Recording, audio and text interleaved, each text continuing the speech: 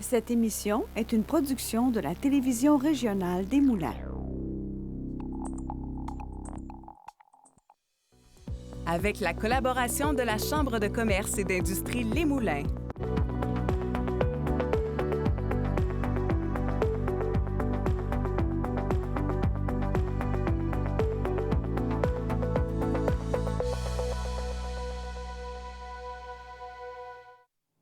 Bienvenue à Fibre Extra.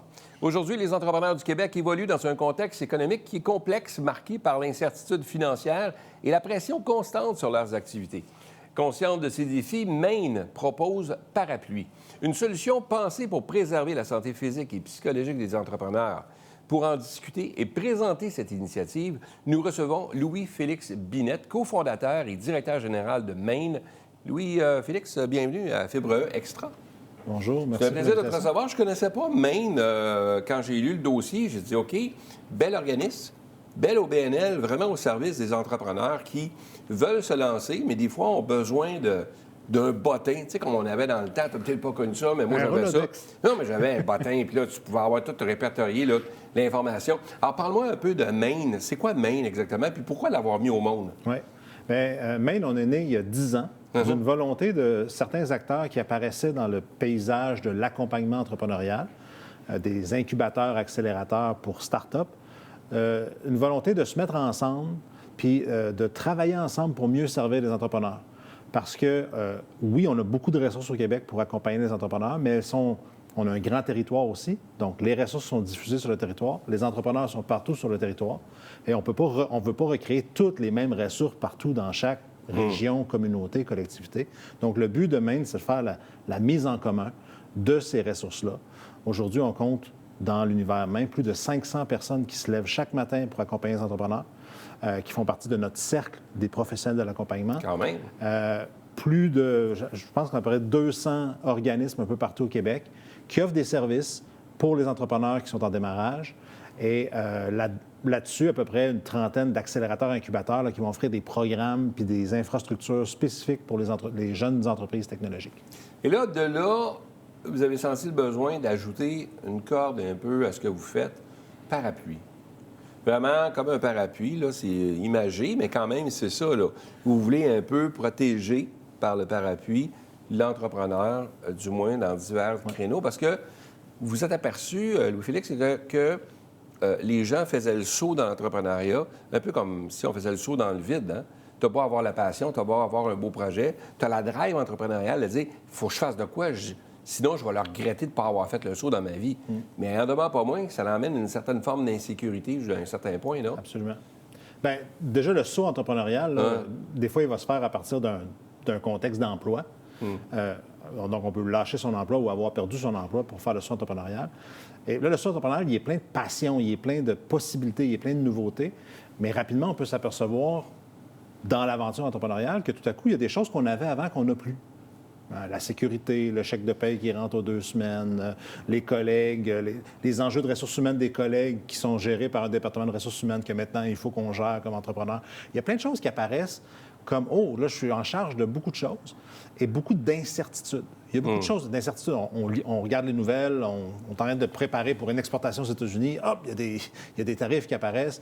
Donc, il y a beaucoup d'incertitudes liées à ça.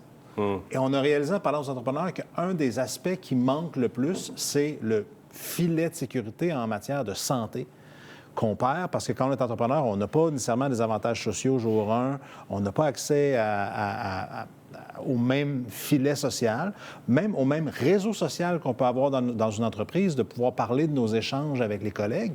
Bien, quand on est patron d'une entreprise puis on vit des enjeux, bien, on ne va pas en parler ouvertement nécessairement avec tous les employés parce qu'on veut garder une certaine forme de stabilité pour les employés. Donc, souvent, l'entrepreneur va se retrouver seul avec beaucoup d'incertitudes, des doutes.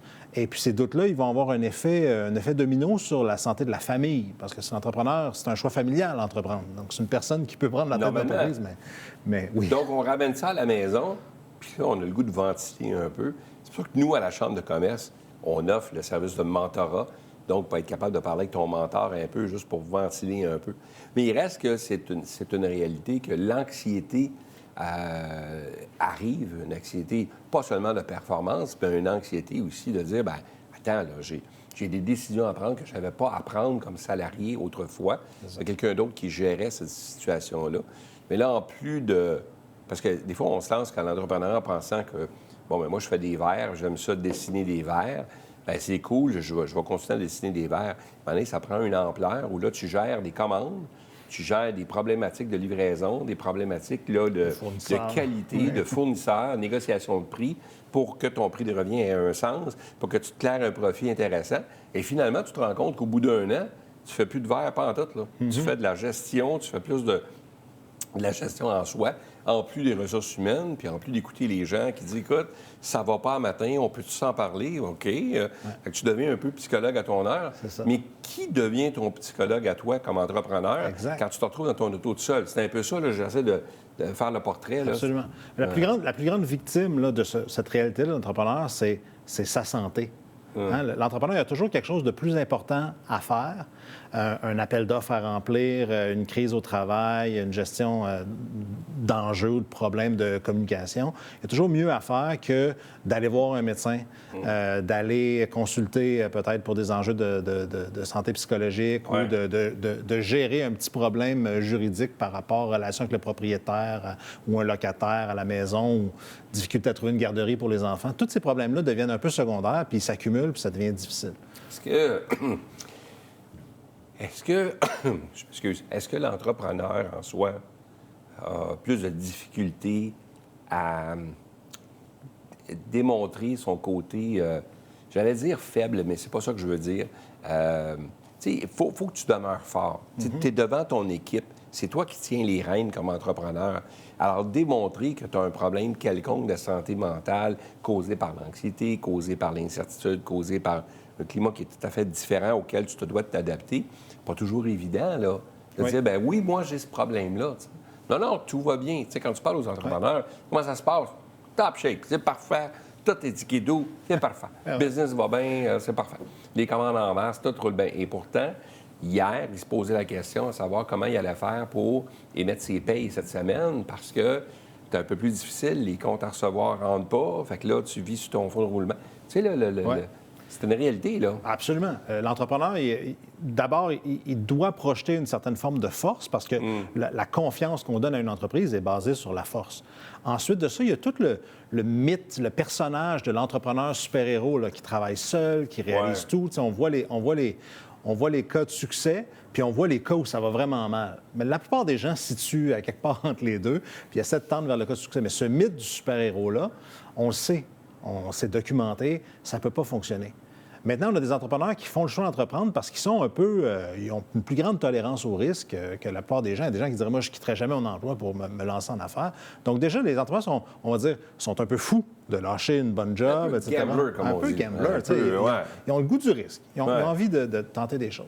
Mais donc, un des éléments que nous, on cherche à combler, notamment par des initiatives comme Parapluie, c'est d'essayer de réduire le coût pour la santé de l'entrepreneur, puis de dire à l'entrepreneur, regarde, pour une coupe de 15-20$ par mois, prends soin de toi, OK? Prends-toi une petite assurance, entre guillemets, pour te backer en cas que ça aille mal, puis plutôt que ton coût ce soit de dire, je vais aller passer une journée à l'urgence pour peut-être me faire dire de retourner chez nous parce que ça fait 3 semaines que je tousse, prends la télémédecine, consulte un médecin en ligne, ça va te prendre 10-15 minutes, ou prends la télémédecine pour renouveler une prescription pour ta famille ou tes enfants. Donc, c'est juste une façon de réduire le coût perçu de prendre soin de soi pour que ça devienne quelque chose d'important. Parce que l'entrepreneur, là, sa santé, c'est un actif stratégique. Si tu ne prends pas soin de ta santé, c'est comme si tu ne prenais pas soin de ton argent, c'est comme si tu ne prenais pas soin de ta propriété intellectuelle, c'est comme si tu ne prenais pas soin de tes machines, c'est comme si tu ne prenais pas soin de tes employés. La santé de l'entrepreneur, c'est un actif. Il faut que tu sois vraiment là à 100 %, sinon le reste, il risque d'impacter, en fait, là. Ben oui, si tu n'investis pas dans ta capacité de te tenir la route, en bon québécois, on dit « toffer à run », si tu n'investis pas dans ta capacité de durer à long terme, toutes les autres actions que tu fais pour ton entreprise servent à quoi? Si tu te sens pas bien, tu te sens mal, puis tu sens que tu n'as personne à qui en parler, peut-être que tu devrais en parler à un professionnel. C'est quoi les signes avant-coureurs? Tu sais, pour qu'on sache que, oh merde, on est rendu là. Il faut que je consulte. Tu sais, tu dis, bien, on offre Parapluie, on a ce système-là. Tu te prends une petite assurance qui ne coûte pas très cher. Tu disais, là, 15-20$ par mois, 200, 250, 300, peu importe. Mais ce n'est pas des chiffres astronomiques, mais qui protègent l'entrepreneur. Puis ça, c'est parfait, là. Surtout quand tu es une start-up ou surtout quand tu pars au début, tu as besoin d'avoir ces outils-là. Puis mieux tu es entouré, mieux c'est aussi, tu sais. Mais c'est quand le moment où tu te dis, ah, OK, là, je suis rendu là, tu sais. Comment tu fais pour le savoir? L'entrepreneur, le sais-tu ou c'est quelqu'un d'autre alentour? Parce que des fois, tu t'en rends compte un peu. Souvent, les gens vont consulter trop tard, même dans leur vie personnelle. Ouais. On dit souvent qu'il y a 3 choses qui font qu'une entreprise devient pas juste bonne, elle devient excellente. Ouais. C'est on fait quelque chose qui nous passionne, on fait quelque chose qu'on est bon à faire, puis on sait qu'est-ce qui ramène du profit.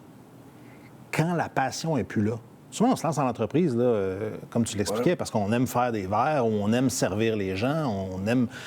Quand la passion n'est plus là, quand tu te lèves le matin et tu n'as pas envie de te pointer au travail, déjà, c'est un signe. Hey, c'est ta propre job que tu as créée pour toi-même, puis tu n'as plus envie de la faire. Ou tu n'as pas envie de la faire pour une certaine période. C'est pas supposé être ça. L'entrepreneuriat, c'est normal que ce soit difficile. Ça, il n'y a pas de problème. Facile. Ouais. Ça ne devrait pas être souffrant.